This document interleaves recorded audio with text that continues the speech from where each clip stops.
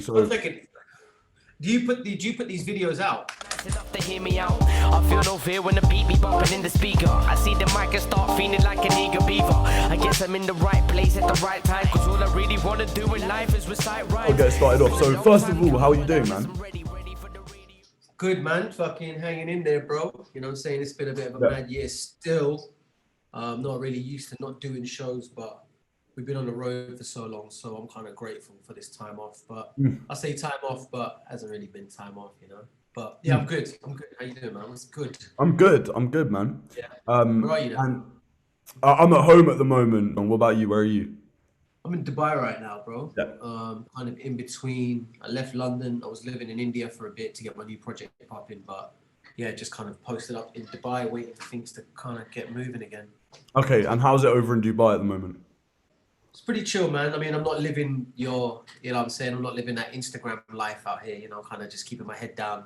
I was born out here, so it's a slightly different situation for me. Do you know what I mean? These are the ends, as it were. So, yeah, man, just cool. Just got my studio in the yard, making tunes, just keeping it moving. Started a new record label, so just keeping my head down until we're out the other side of this thing, you know? And how has lockdown affected you creatively, do you think? Or affected your musical sort of journey? I guess in the last few years, I've just been running around a lot. So this is the first time I've woken up in the same place, in the same bed, you know, for this long since I was a kid, you know? And kind of being out of like heavy touring, heavy partying, kind of pure social, out and about kind of life. It's been good for writing music. In the beginning, I was writing a lot, but then I had a vision to start this record label. So this is my third record label, but this time I wanted to approach it differently because we're just living in a different world now in terms of how content has to come out, releases happen, things are digital. The main thing that kind of inspired me to do it was when we were locked down and all the artists had their whole career just kind of flipped on their head, you know what I mean? So like, I just invested a lot of pretty much my life savings into my new project. I've discovered doing this P4VAN project, I've discovered loads of incredible artists coming out of South Asia, loads of dope Indian artists and Indian diaspora artists from around the world who I wanted to put on and work with to put it together. I've had to put a team of 6 people together for it because we're going to be running, you know, I know what it takes to like drop one release at a time, but now if we're dropping 8, 9, 10 releases, because we're doing 1 or 2 releases a week at the moment, so that's, you know, at least 15 release campaigns that are running concurrently. Yeah, so that's kind of where I'm at. But like now that label's up and running, started making music again. I've got loads of sick collabs coming. There's a few Foreign Beggars bits yet to drop still, but yeah, I'm just kind of working on a lot of dope collaborations before I get stuck into my album because there's a lot of pending conversations. I mean, I love collaborating with people, so I meet sick heads and I'm like, yeah, we'll fucking do something, and I hate saying something and not following it through. What I really appreciate about you is that you really seem to want to bring people up. You're obviously much more than just an individual artist, but as an individual artist, you're unarguably one of the best rappers to come out of the UK. Bro. It was very much a lyrical era. You had to be about your craft, you know? So I think coming up in that era, and then also the UK shit that I got inspired by that was going on at the time with people like, you know, Black Twang, Jest, Roots Maneuver, Task Force, Skinny Man, Capo, Kashmir. Like, I think also the fact that it was so much harder to come through in the UK at the time. There was so little support from any kind of media or anything that it was a real fight, and seeing like the kind of the tenacity and the do or die punkness of the artists that were coming out at that time inspired the shit out of me, you know what I'm saying? So coming in at that point where there was a serious level of fucking history, legacy, and impetus and artistic like development was really important. So levels were higher when we came in, bro. Like the lyricists like you that have come out of the UK, like you, Skinny Man, Jest, are really some of the best lyricists in the world. And I get what you're saying about it being harder to break through as a UK artist, and because I feel that the UK lyricism is much more complex, or tends to be much more complex than the lyricism that was coming out of the UK. Well, I think there's a couple of things, a couple of factors. I think the fact that hip hop at that time, the kind of hip hop that you know, the underground backpacky kind of stuff. It was very much like, I think after 97, 98, that kind of, it was very like, I want to say it was a very UK, it was a UK flip on what the American art form was, but the art form itself was directly, it could have been like, you know, this could have been some shit from New York, exactly, you know? So I think in the UK, it was kind of a hard for like the general public to get their heads around it because it was a very UK, I mean, if you gravitated towards it and you understood it, you would get it straight away, you'd be sucked in, but. Were you ever on Itch FM by any chance? Yeah, man, we used to have a show on Itch, man. Because I had a show on there. We had when it was up in the tower block. I remember Ezra told me about the times when they had it in the tower block. It sounded mad. The police would just bust in and just shut it down. So I want to go right back to the beginning. So I find it interesting that you came into the UK rap scene as an outsider in the sense that you grew up in Dubai. Yeah. I felt I've had a particular amount of hunger and drive in terms of music because I didn't know anyone that made music. So I'd find it interesting that you grew up in Dubai from that perspective. I think being away from like the center of the scene or being in a place where you're completely detached from it. For me, for example, when I got into drum and bass, right? So it was like what 96, 97 when all the tape packs started coming out and I was hearing Skibba, Shabba, Hyper D, all of them. But I literally just had it in my headphones. So it was just me and them and the rave and it was popping off and you could imagine what was going on and it was vivid and crazy and like you just had this like vision of what it was. But the thing is like musically it was your mind was so blown, but like the levels that were set were what was going on in, you know, like literally this is like the creme de la creme final end product of what you're like digesting. So when you come to make it, you're like at that point I was like, fuck, I got to do this myself. So we started trying to make tapes and throw little raves out in Dubai. But when we were making our stuff, we were comparing it to like, you know, the legends of the gods that were out there. Or even when we were younger, when we were out here, we were making death metal music. We were listening to the end product on the best CDs that made it out, and these are the shit. You know, this is the shit. So when we're writing and making riffs, we're not like kind of just doing doing stuff that's good on a local level. We're trying to really like match the levels of what we're hearing on this fucking CD. So I think like what happens is when there's like a scene, you can go out, meet people, be in a cypher, do this. You've got the kind of instant gratification of like little bits of mini recognition. You went up and you killed it on the mic and everyone's like, yeah, cool. And you're there. And you know what I mean? Like that was the gratification rather than fuck the hunger to go and make a track and put it out. So there's a lot of people who don't really, or people from like the biggest cities, like the epicenters, like don't even think about going to other places. Do you know what I'm saying? Like for me, coming from the outside as Foreign Beggars, or as an MC, once we started and we were doing a thing in London, I'm not from London, so I had a lot to prove when I got there. Even if you look at a lot of the artists, like Foreign Beggars, we toured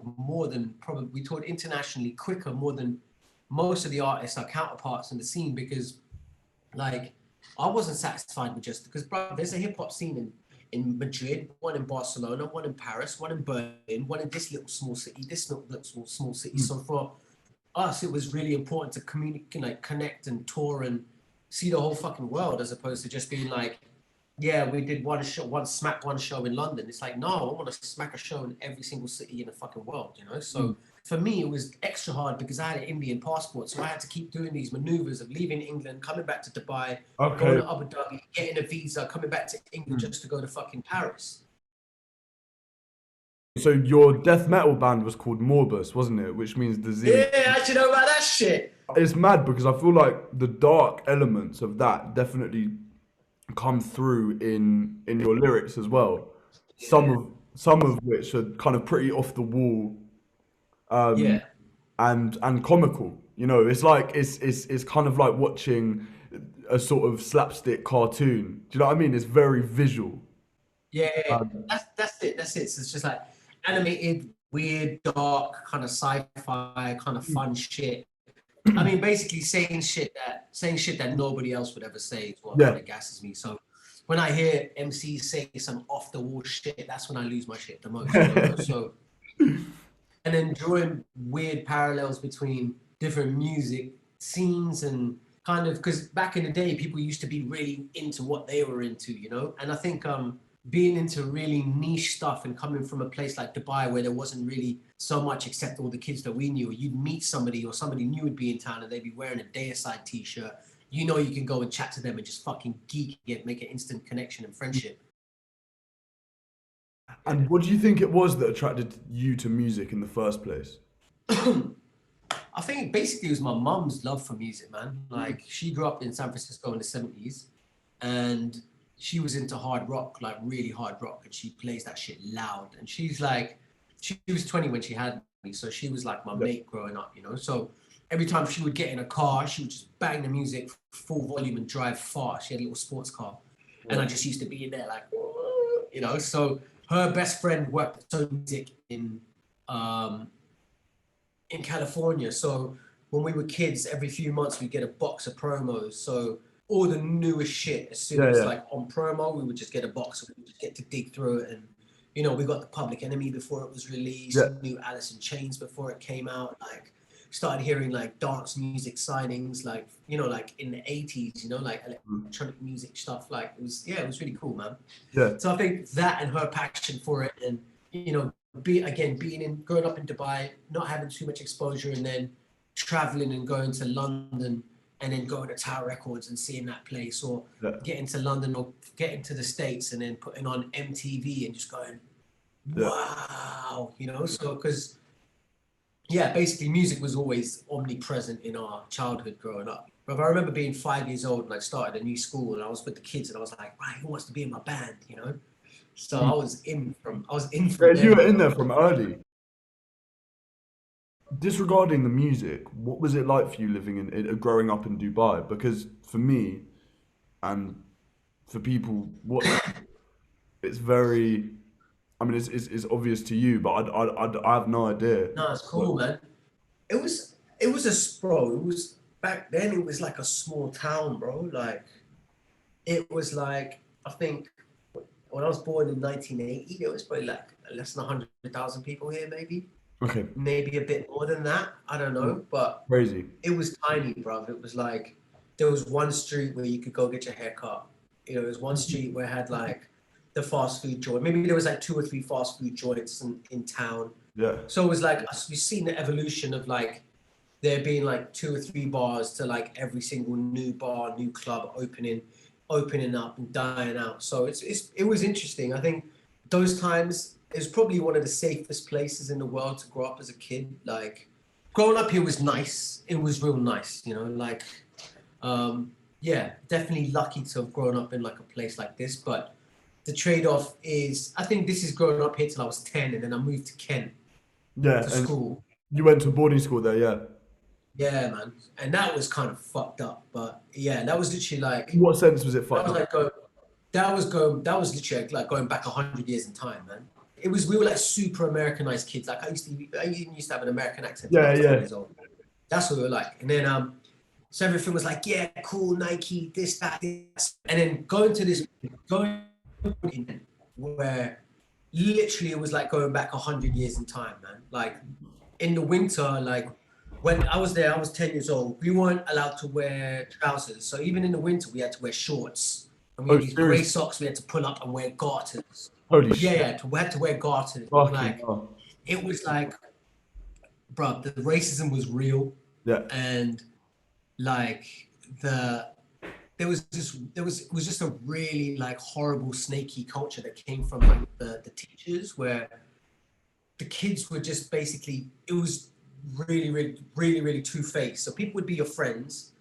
People would be your friend if you were in the top class or you were one of the sports teams or one of the teachers was being really nice to you in front of the other kids to get like, so everybody would just be sucking up to get in people's good books or that kind of thing. And what do you think bred that culture? I don't know. It was actually, to be honest with you, that fully came from the teachers, man. And it was basically, so you couldn't trust anyone and they would want to be, it was a weird form of control they had. And it was like, the year that I got there was the year that they stopped caning kids. So it was proper like old guard. And it was like, yeah, bro, it was fucked, to be honest with you, man. And in the beginning, it was all right because I was in one of the higher classes. But then after first term, they moved me to a lower class. And then because that switch happened, that I moved to a lower class. I became like a bit of a laughing stock, and then that's when like loads of weird, basically loads of insulting, like shit came about that maybe wasn't directly racism in the beginning, but then as people got more and more comfortable, it became cool and commonplace for people to become racist, you know? So it was a bit mad. And it was like, my surname is Mookie, right? So I remember there was one day with one of the older head teachers, and for some reason, like they always fucking like picked, when something was going on, they'd always pick me out like as the one who was doing something wrong. So I remember just being there in prep, and something happened, and like basically whenever this teacher was like in an authoritative, controlling kind of way, he called me mucky. Yeah. It's a minor thing, right? It's a minor thing. Yo, it's a minor thing. But when you say something like that in front of the other kids and they all snicker, and you kind of, the teacher feels empowered by doing that, that kind of gives them a license to say a whole bunch and act, you know, do a whole bunch of other stuff. So what surprised me was the level of darkness and the level of kind of like the two-faced desolate vibes that you would get from people who, I remember like new kids would start, and I knew what it was like. So I'd kind of take them under my wing and look after them and sort them out and give them sweets and just kind of be like a decent friend to them in this fucking place. And then as soon as they kind of got a bit comfortable and they kind of clocked the culture of what was going on, they would flip it on me in front of other people just to kind of get kudos from motherfuckers they don't. It was just weird, you know? And that's, that kind of shit happening when you're 10 years old, away from your family, in a place where I couldn't even like, not that I would go and snitch on people, but I couldn't even bring it to the teachers in that respect, that there's this really fucked up shit that's going on at the moment where people are ganging up and being racist and stealing my shit. And yeah, so it was a trippy experience going from, you know, this future like crazy little American kids listening to Dubai, listening to heavy metal and fucking to suddenly being in this like energy of it was like old UK like Borstal film from the 70s. You know, that was the vibe. Yeah. It sounds like hell. It's just scary at such a young age when you're not even sure the authority will back you, or the authority is playing a part in all of that bullshit. So going back, going slightly forward, what was it like when you were holding raves in Dubai? What were those nights? It was fun as fuck, bro. Yeah. Yeah, it was fun. Like, yeah, because we were young, right? So those times we couldn't, I mean, we'd go to all the clubs and parties and everything because fake ID was easy, bro. You could just do a photocopy of your passport. Passport was handwritten, just change the number, just take a photocopy, that would get you into, bro. We were out when we were 14. We just used to rent like sports halls basically at like sports club shit. So just say we're having a private party, but then do our own flyering, have our own little collection box at the door and stuff. And yeah, it was wicked, man. Just fucking, yeah, it was like a nice little creating a scene. Cause there was a few people who had like, there was a few older crews who were like proper ravers out here at the time. There was one crew called the Strike Crew, and they were proper on that like Spiral Tribe trance kind of vibe. And they used to throw parties out in the desert. And there was this other crew called Fire Island, and they used to throw parties at the ski club. And they were a bit more on the hard house type of kind of side. So like finding out that they were doing their things just as we were getting into the jungle, because we were throwing house parties and doing all of that stuff before, but we wanted to up it a level, you know? So we weren't in someone's house, you know, we would actually rent out a sports hall, rent out the lights, rent out the sound system, decks, DJs, back-to-back MCs, all of that kind of stuff, and actually throw a situation. So we would go to all of these other raves and flyer them and bring all these older raving crew to our party and stuff. And yeah, it was good, man. It was good vibes. But literally since like from we started our first rap crew and we started writing and recording and the shit was sounding good, and then we heard the tapes and then started ordering records and throwing parties. That was all from like 96 to like 97 late, you know, to 98. That's all we were doing over here. So once we got that bug, Dag and I, we were like, yo, we need to move to London and start a record label. That was the dream from that point. So Yeah, so our dream was to move to London and start a drum and bass label. That's Dag Nabbit, the original producer from Foreign Beggars. Yeah. So yeah, so I moved to London in '99, and then Dag moved to Norway for a year, and then moved over to London to really get it popping. So he moved to uni. As soon as he came, I finished my last term of uni and left. And then we were just on trying to make music. I did like I went to SAE for a bit, did like some super booky summer course there, and then met this one guy called Lee Codrington who came in, who used to run the label for Delegates of Culture, and he was a hip hop guy. So when he came in, his whole lecture was about how to start an independent record label and do your thing. So that lecture, I literally just took loads of notes, asked him about vinyl pressing plants, how to do it, what the steps were, how do you get it out there, about distribution. And literally that one lesson that I had, that one lecture was what set me up to get the record label started. So in that fucking 3 months of random bookie learning nothing, that one lecture was the one that set me up. So. And another thing about your lyrics, which I really appreciate and admire as an artist myself, is the multisyllabic rhymes. Yeah. So what was it, do you think, that made you go down the route of using these kind of intricate multisyllabic rhymes? Because I'm one of those kind of people who really nerd out about Yeah. About those really intricate kind of don't flop type of bars. So what do you think it was that made you kind of go down? Again, it was the era that we came from, man, because that was the dopest shit. You know what I'm saying? The more tech, the more ill, the more wavy, the more abstract, you know, there was a point in time where that was the illest rap music on the planet. You know, that was the shit that all the underground kids, everybody was losing their mind about. And I think, you know, my understanding of hip hop at the time was how far can you push the boundaries of what you're doing and break the rules once you know what they are, you know? So, Okay. yeah, it was just a challenge, man. And I think English is such a sick language, you know? There's so many nuanced ways of saying this, like you could say this, but there's so many different nuances, and each nuance has a different word to explain, and so many different tenses. And yeah, man, there's so many ways you can say things. And I think, I don't know, I think I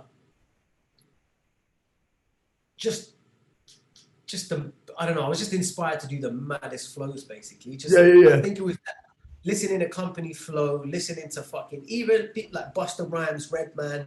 That's the school of music that we came from, you know? And it was just, fuck it, everyone was wilding. Like, that, for me, set the bar as these MCs are better than these MCs, and I want to be as good as these MCs and better, you know? So... Your flow has always been very unique in the sense of it's quite volatile. It's kind of it's quite changeable. It's unpredictable. It's like I don't know quite how to explain it, but it's very pulls and pushes, and it pulls and pushes. Exactly. It's quite unpredictable in that sense, and that's something that I really appreciated about your music. And again, it really inspired me because I used to make boom bap, like more hip hop stuff, before doing more grime. So at that point, I was very inspired by you. What inspires you to create the lyrics and the music? Go on that. Yeah. It was different back in the day.